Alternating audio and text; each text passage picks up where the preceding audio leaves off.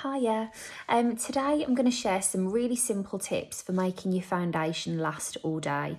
I want you to go and grab whatever's already in your makeup bag. You really don't need to buy anything new for this, but hopefully a few little tweaks and changes will mean that you can get the best out of whatever you've already got at home. So I'm going to start with a little bit of the Zellens Z Matrix. This is a gel texture moisturiser. I've already put some of this on, to be honest with you, this morning, but I'm just going to do a little bit more now, so that it's fresh before I apply, and just so that you can get an idea of the texture.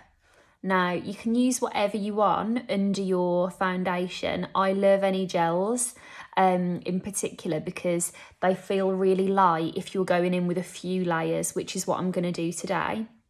But ultimately, if you're finding that your foundation is patching or doesn't look as flawless halfway through the day or anything like that, it may well be that your skin is a bit dehydrated and it's sucking the moisture from that foundation, which is making it look patchy, which isn't what we want it to do.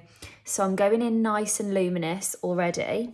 And then primers, I mean, you'll notice I don't tend to use primer very often. 9 times out of 10, I just don't bother with it. But if the primer is offering something else like colour correcting or a glow or a really matte finish, something that's really desired, then I'll go for it. And this is the Becca First Light Priming Filter.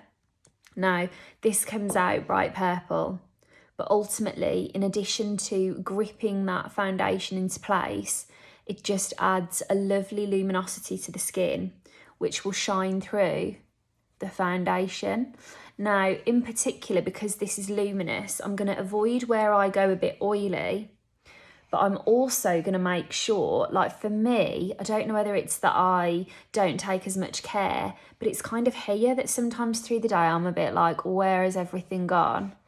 And also at the moment, you can prioritise the areas where your mask will sit, things like that. But I suppose the moral of the story that I'm trying to say is, don't put it anywhere that you don't need it. Just concentrate it in those areas. I'm actually going to prime the end of my nose because that's another area for me, and I think for lots of people with redness, that you struggle to get it to sit there, but it's very easily resolved. Now, crucial in keeping your foundation on, in my opinion, a nice clean brush. I know it's a ball ache to wash your brushes. No one looks forward to it. But if you do what I do it earlier in the day so that you can still kind of be bothered, and put a bit of Netflix on. Like last night, I did all my brushes. I had an episode of Sister Sister on. They're all done. They're all fresh. They're ready to go. So I'm going to go in with my usual foundation. This is the Your Skin But Better from IT Cosmetics. Now, one thing I would say as well, if you're really struggling to find something that will last on your skin, look for anything that's described as long wearing. Lots of brands offer these like 24-hour wear formulas. Really make sure that coverage and long wear are key components of whichever product you're using. Because say, for example, like a really lovely luminous tinted moisturiser that's going to add glow and make your skin look really fresh, it might do that, but it might not also be able to offer you the long wear. And it might be that you make a tiny compromise and go for a slightly thicker formula, or maybe a slightly more matte formula if you're making a little tweak, but it will mean that you get that wear that you're looking for. Now, as I buff this in, I'm basically taking a really soft sheer layer. Got quite a bit of redness today in the last few days. So I'm making sure I've got an even layer everywhere. Just having a little look in the mirror behind me. And then I'm going to go back in and press really gently. I wish you could see or feel how soft this touch is. But basically, especially if you're building coverage, you don't want to press so hard that you're removing what's already under there.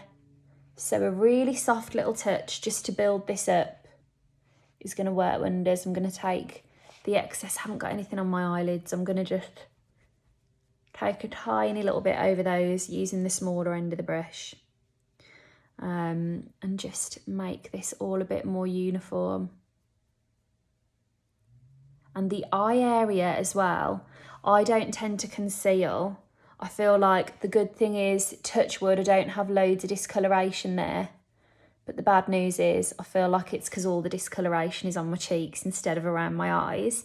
But wherever you notice that your foundation separates or something goes wrong with it, first of all, pack a bit more on in that area, like I did with the cheeks. That's red, so it needs more coverage anyway. It tends to be quite hot to the touch, so the makeup is more prone to melt away. But anywhere that you know on your skin gets more oily, looks patchy, something happens to it, pack a bit more on and then set it in with a powder. Now, you can either use a powder or a setting spray, whatever you would like to seal your makeup in. I personally love using a powder. I'm going to use an even smaller brush because what you can kind of do, this is a translucent powder, by the way,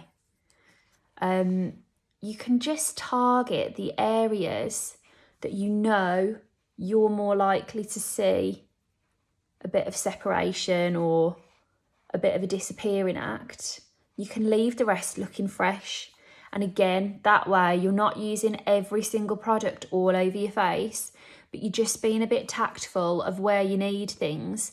And not only will that mean that you use less product and your face looks nice and fresh, but you'll also use less product and your products won't run out half as quickly. Because if you don't need it somewhere else, don't bother messing about with that somewhere else. Now, again, softest little touch. I'm kind of going all over. Quite frankly, there's some kind of, I think I've got a cat hair on me and I'm just a bit itchy. But usually you could just be really tailored with this. Now, if you wanted to, absolutely, a setting spray. This is the IT Cosmetics setting spray. This is an example of a setting spray that I really like because you've got skincare in here, which again, coming back to the initial argument I made, I feel like if you get your skincare nailed, your face will stay in place. So if you are going to use a setting spray, find one that's got the likes of hyaluronic acid in it, things that are going to retain moisture. So going to do a really gentle mist of that. That's the kind of thing that you could have on your desk or, you know, a little travel size in your handbag and just touch up as you go along. Personally, I really feel passionate that if you are going to have a flawless base all day, I would pack your powder with you wherever you go in, because everybody, when you're running around or you're a bit hot or it's, you know, halfway through the day, tends to get a little bit sweaty in these kinds of areas. And if you can really quickly powder that down and make it look more velvety, you instantly take away the sweaty look and it instantly looks like you've just given your foundation a bit of a zhuzh and revived it. While I'm here and I've got a few more minutes, I might just finish the rest of my complexion. I wasn't quite sure what kind of video I was going to do today, so I brought a few bits in with me. I'm going to go in with some of the Doll Beauty bronzer. Again, please use whatever you already have. And I'm going to take this. Oh, I've got that all over my hoodie now. I'll wipe that in a minute. That's another top tip from me. Just be careful how you wipe things off your clothes when you've got it on them, because you might smush it all over and make it 10 times worse. So I'm not actually going to touch that. I'm going to flick. I've been getting it on my brush, you see, and buffing it back towards me. So yeah, I don't know how we're going to resolve that one. I'll get a little tissue on it or something. Do you know what? That's actually, I've answered my own question. The best way to buff that off without causing too much of a ball ache is going to be with a big fluffy clean brush. Let me just do it now. And it's buffed off like nothing happened. I should have shown you that, but I didn't want to show you in case it didn't work. But with your makeup as well on your face, if there's some kind of mistake, use a dry brush and try and buff it away first, because actually sometimes you go messing with like a wet wipe or something and you actually, a bit like Ross in Friends, make like a paste that you didn't want to make. I've gone completely on a tangent now. I'm just going to finish and do some makeup before I completely embarrass myself. Okay, same brush that I used for my foundation. I'm going to go in with a little... This is a Peaches Cream Blush in Tutti Frutti. I'm going to take this right the way up the cheek. And again, I'm just pressing this in. And the touch I used for the bronzer was really soft. And what I want to do is just pack that on so that I'm not lifting anything from underneath. I'm going to take a tiny bit down my nose. I'm going to have to practice this a bit more, but this is what everyone seems to be doing on TikTok. And it actually makes you just look a bit like you've been out in the wind and you're a little bit windswept, but it adds a nice healthy finish. And then I'm going to go in with a little bit of Becca highlighter. This is the Moonstone. But again, any kind of colour that you have in maybe an eyeshadow palette or something that is a pearly version of your skin tone, you could just use to highlight in this way. Now I'm going in on the high points of the face, the brow bones. I'm going to take a little bit here in the bridge of the nose and just buff that out so it's not too full. I'm going to take a little bit at the end of the nose, a little bit on this Cupid's bow. Oh, and the inner corners of the eyes, I forgot about those. And you'll notice I'm using a tiny little eyeshadow brush to do this. And that's because I don't want to have these big golden moments all over my face. I just want to add some radiance to the points that are naturally high. And this is a nice way to get a really nice soft finish from all of that. So there we go. I hope you enjoyed. A few key takeaways just to recap.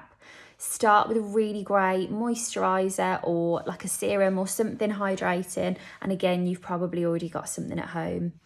Clean brushes are going to work wonders. Once your brush isn't clean, like I've just used that one now, but like when that, I don't have a dirty one to show you because I've just washed them all. But when your brush gets a bit clogged, it's going to give an uneven finish to your foundation in the first place, so you're not setting it up to last really well through the day. So just give those brushes a wash when you can. I've got an IGTV on how I do mine, but literally soap and warm water and leave them to dry. They're going to be great. When you're doing your foundation, a nice sheer wash everywhere and then a little bit more coverage pressed in just in the areas that tends to separate is going to make the world a difference. Set everything in with a translucent powder, especially the areas where it tends to separate. And if you want to, take the powder with you to top up through the day. The same goes for a setting spray if you'd prefer to use that.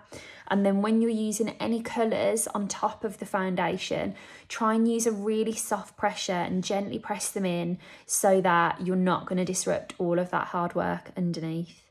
And primer-wise, just have a little look, if you do choose to use a primer, that it's going to do something else as well as grip your makeup, because then I feel like that's worth slotting in. Whereas if it's just a primer for the sake of being a primer, you might be better off putting that time and attention into a really great skincare item that will hold the makeup in and you can use it twice a day.